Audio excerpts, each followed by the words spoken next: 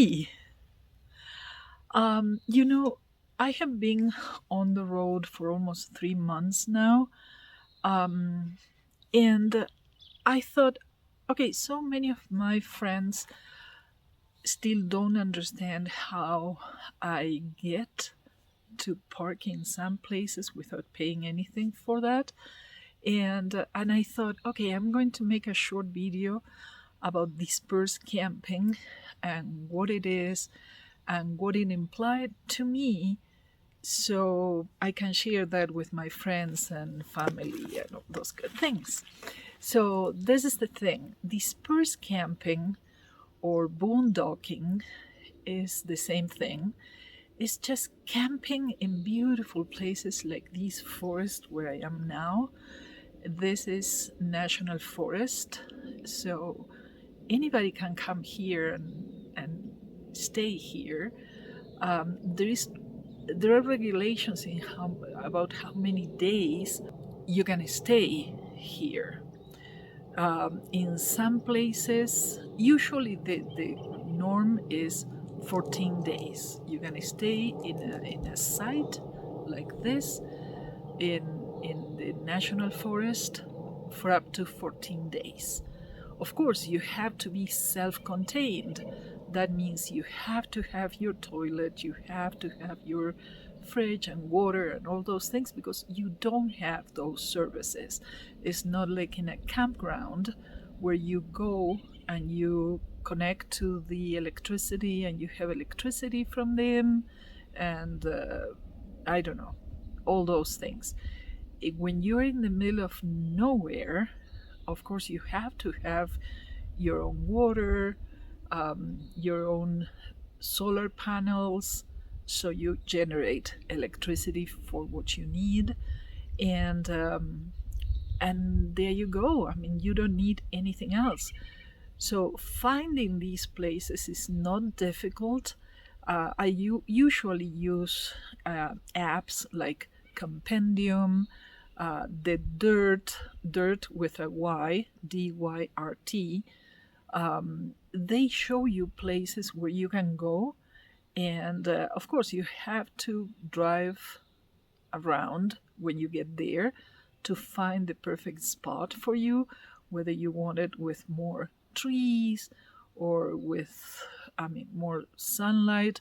Here I have enough sunlight to charge my panels and enough shade for me to run away from the sunlight. So that is the perfect balance for me. But of course, you will find your own places. Dispersed camping is a little stressful in the beginning. So let me tell you what happened to me when I first started camping in these areas. At first, I would get to a place, let's say, I'd remember getting to Deadwood and being very anxious about where I was going to stay. Luckily, a ranger from the Forest Services, they showed me Avensa, the app. There is a little video about that, and that helped me a lot finding places. From them, from that moment on, what I did that may help you when you first start doing this is, as soon as I got to a town or a city that I wanted to be around, I would Google for for city parks or a state park, but state parks you have to pay. So I would go to a city park, any park inside of the city, and I would park my car there, and I would just get used to the place. There, usually you do have signal, so I would browse for places that were around me. I would read the reviews and all those things. I gained time every time to understand where I was and where I wanted to camp.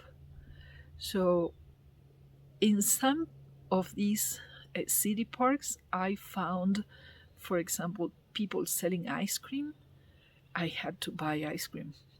Sorry, my diet went off the window. But the good thing is it helps you get used to the spirit of the place around you. That reduced my stress significantly. So by becoming acquainted to the city, it was easy to understand where I was going to be. And then when I was at the site, I knew I had so many miles to go to the city. And in the city, there was this supermarket that had everything I needed, my water, all those things. So doing a little bit of those, running errands in the city, going to the laundromat, all those good things helped me become more acquainted with the space. So when I got to the places where I wanted to camp, I was not as stressed.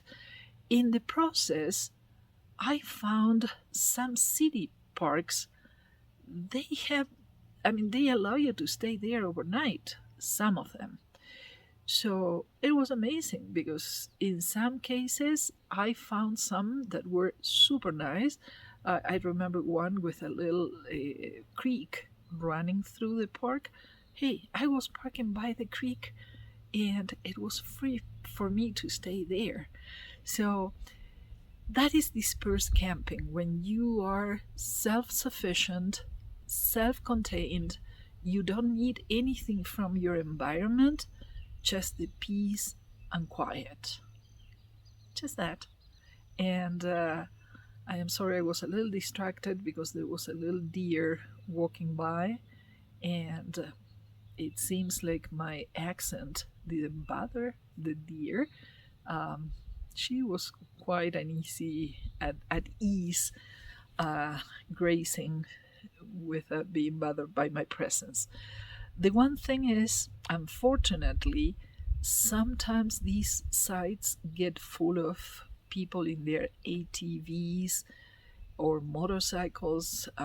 They like to drive these places, which is, I feel, not very good for the environment, but hey, not my place to decide. But would I try every time, same as all of my fellow dispersed campers? We try to clean the space, where the site where we park at. It doesn't take much. You just grab a trash bag, pick up the little things other people leave, like cans and broken bottles, unfortunately, cigarette butts, and whatever is there that doesn't belong in there.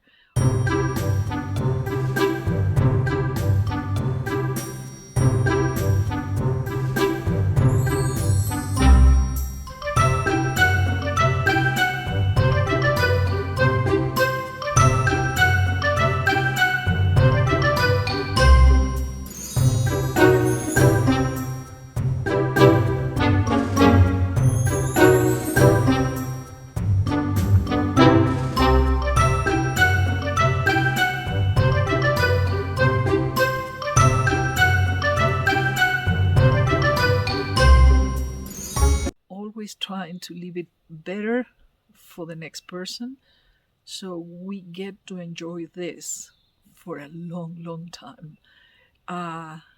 It is a great way to disconnect from the crazy of every day and just be here in silence.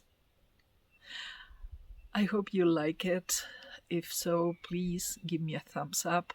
Please share this with someone that may want to start dispersed camping, just to try it. And very likely there is a place near you where you can go and disperse camp. It is a great experience. I thank you for being here, and I hope to see you next week. Have a great day. Bye-bye.